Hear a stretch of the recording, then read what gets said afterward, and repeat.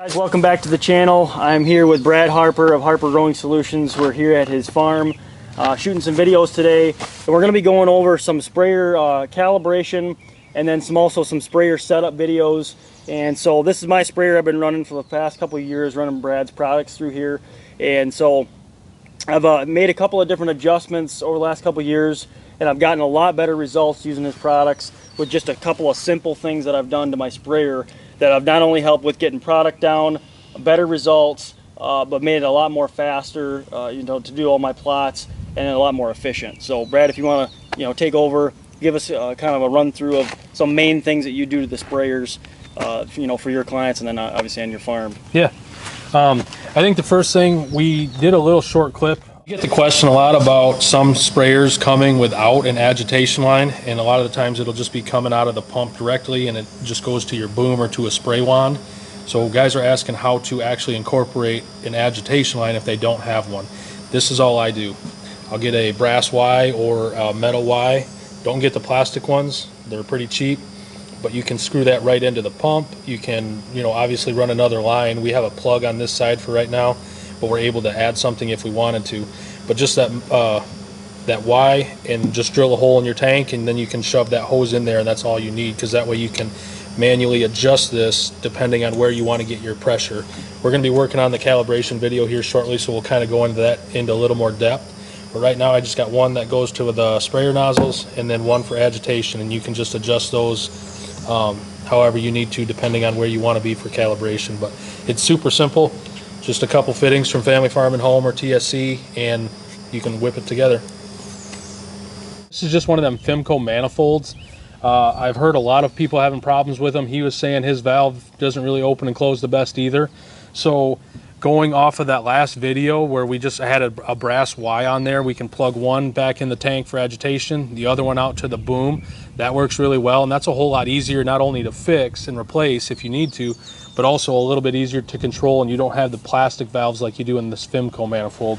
So that's huge. But either way, as long as we got our pressure gauge so we can monitor that, a way that we can adjust the agitation so you can really dial in that the pressure on that, so you don't have this needle flop going back and forth. When you open that agitation, that really helps with that. Then we can be super accurate for calibration.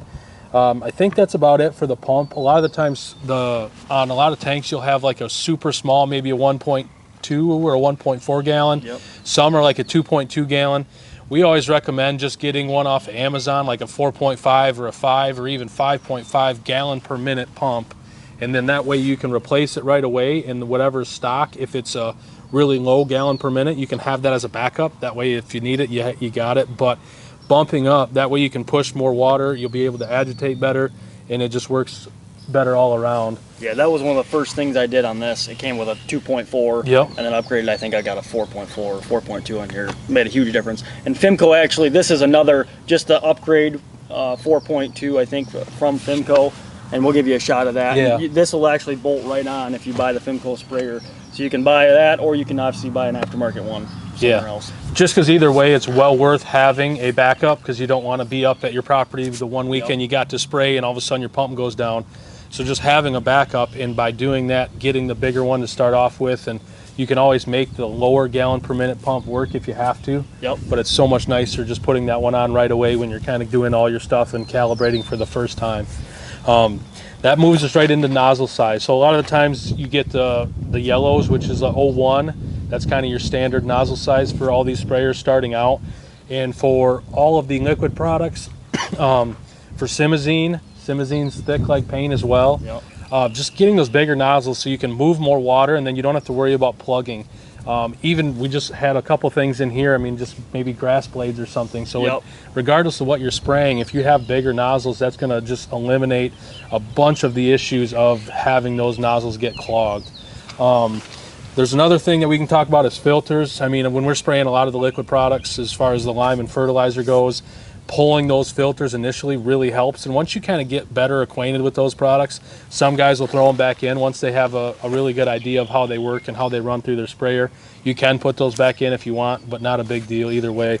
But I think you're running 04s now, right? I think these are 05s actually. Okay. They might be 04s, but Okay. I think they're 05s because I think they come with an 02, I believe. It's 01 or 02, yeah. It's real small. Really 01. small. And then I think the next step up is maybe a blue one, and then it goes to red. Yep, so this is a 110-04. 04, okay, yep, you were right. And that's where, just like I said, having that bigger nozzle opening, that's huge. TSE, Family Farm and Home, you can get just replacement nozzles. Even if you can bump from 01 or 02 even up to 03s, that's going to make a big difference. Just moving more water and less clogged nozzles. Yep.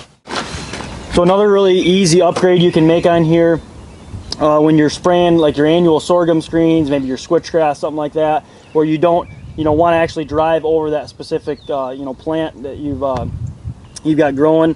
I added in just a really simple ball valve in here, and so I put it right in the middle of my boom here, and so basically I can shut this off. It shuts off one side of my boom, and I can redirect all my product to one side. And then actually on this I can undo these bolts, and I can actually slide my boom over, and I've got a pretty good reach. I can go on one side of my screening, come back and come around the other side, and I can put down all my nitrogen and stuff like that. Even same with corn, if you want to run, if you got a corn screen or something like that, it seems to work out pretty well. So just another tip for guys. Yeah, it works out really well.